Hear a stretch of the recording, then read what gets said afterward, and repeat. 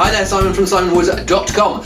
Now I'm in a rather peculiar corner of France today, the southwest. It's the sort of thing that on a medieval map there's probably a sign down there that say "Here be dragons." Well, also, apart from dragons, there's also a place, "Here be interesting wines," and I've got 4 different appellations in front of me, 2 whites, 2 reds, and some of them with grape varieties that, actually most of them with grape varieties that are off the beaten track.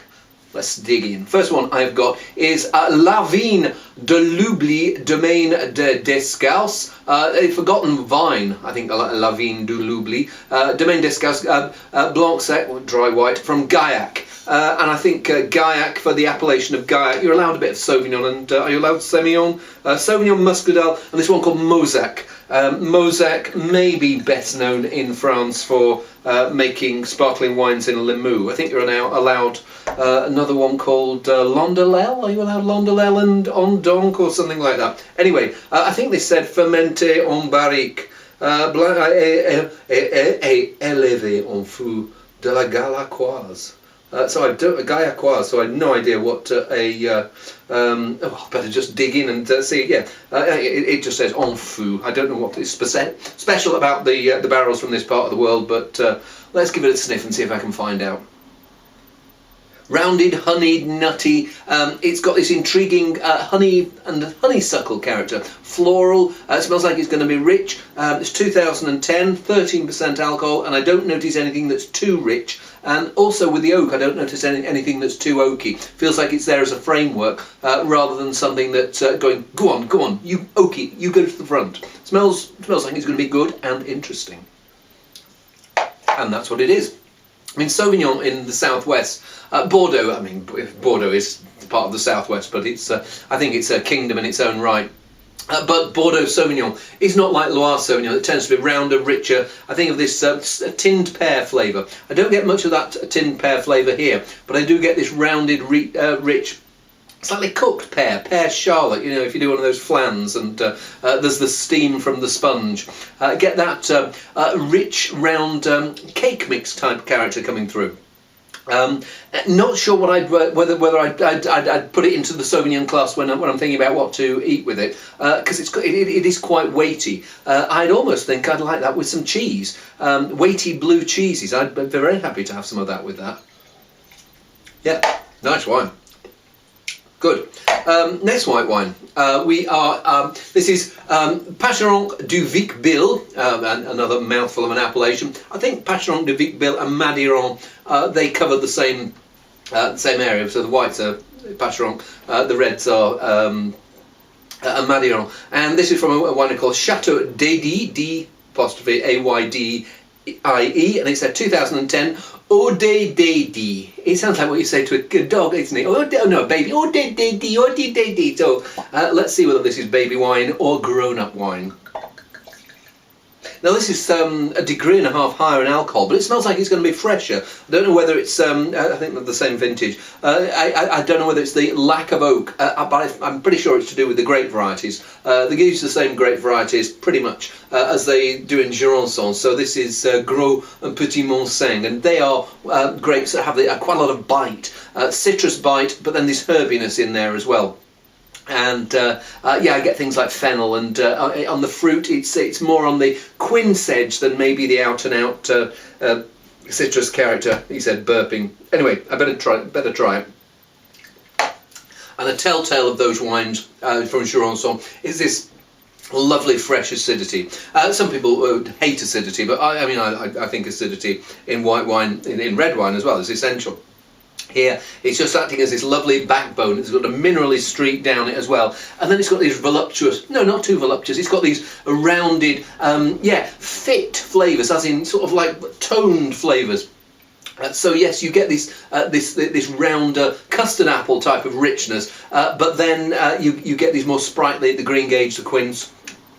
Really tasty wine, and I'd have been hard pushed to say 14.5% alcohol. It certainly fills my mouth, but it fills it with good flavours rather than blobby flavours, and adds in notes of herbs and saltiness and minerality, and I do like that. Let's see whether the reds are as good as those two. First one is Chateau Montoriol Elevé en Fou Mons. I can't read it from the front label. Mons Aureolus. Rouge 2010 from the appellation of Fronton, and the main grape here is one called Negrette, so it's 50% Negrette plus 25 each of Cabernet Sauvignon and Syrah, and it's 2010 vintage. Let's give it a whirl. Now Negrette, I mean, we're in the region here from where Tannat and Malbec comes from, and those are quite sturdy but floral grapes. Negrette is much in that same mould, and I get this violets, but this rounded plush fruit. Maybe there's some of that Syrah spice that's talking there, bit of the Cabernet blackcurrant, but it's this sweet puddingy Negrette with this violet scent that seems to be pushing its way to the front and saying, hello, I'm quite attractive, and it is. Tar, there's this rich, rounded, almost overripe fruit, but just on that right side of overripeness. And there's this juicy, rounded plushness, but then reined in. There's a nice structure to it. There's a nice herby bite. There's this floral character, as I said, the violets flitting in and out of there. And there's, I mean, it's at once soft but rustic. There is a slightly wild, untamed edge here, but there's this soft, generous fruit as well. Sort of thing that will appeal to both whether you're coming in from a traditional European wine background or a New World. If you're from New World edge, you'll like the ripeness. If you're from the Old World edge, you'll like the that little herby, tannic bite. But nice wine. The whites still have the edge for me though. Let's see whether we can rectify that with the final red wine. Monastère de Saint-Mont from the appellation of Saint-Mont, and this is from the one of the best cooperatives in France, the Producteur Plémont. They are pretty good, and they do Saint-Mont and they do Côte de Gascogne, and yeah, if you look out for their wines, because they're usually up there and they're great value. Saint-Mont grapes here, I think they can use a few of the Bordeaux grapes, so I think they can use Cabernet Sauvignon and Cabernet Franc and Merlot, but they can also use Tannat, and there's another one called Fer. I think it's Fer means French for iron, so you can tell what sort of a grippy grape it is. Now, interesting this, that I stick my nose in here, and as I've been swirling it for quite a while while you've been while I've been gone, and first thing I smelled almost like a slightly fusty old barrel character, and I thought, is this slightly corked? And then I swirled it a bit more, and then the fruit started to come out. Feels like it's going to be quite a tough beast, and I don't know how much Fair and how much Tannat they've got in here, but it seems to be those more the local rustic grapes that are talking here rather than the slightly more refined Bordeaux varieties. But there's this, again, this wildness to it, this slightly untamed character. Wouldn't be surprised if it packed quite a bit of tannin, but anyway, let's have a see. Yeah, it's got this chocolatey, iron-like richness. The chocolatey berry on the friendly side, the iron rusticity on the other side, and the two are. I mean, I think that the cork's been out of this bottle about 10 minutes, and I think that in an hour's time, and probably in 3 hours' time, the two will be sitting even more sympathetically together. At the moment, it feels like a bit of a tough bruiser of a wine, and. It's tough. I mean, I don't want to put my head on the block and say what I think of it absolutely now. I think. I mean, I find that there are some of these reds from this part of the world where you can see elements of greatness and then this structure, and it really is often it's a good winemaker it takes to get the two in balance, because you don't want to lose the wildness, but you don't want to have the sympathetic end squashed.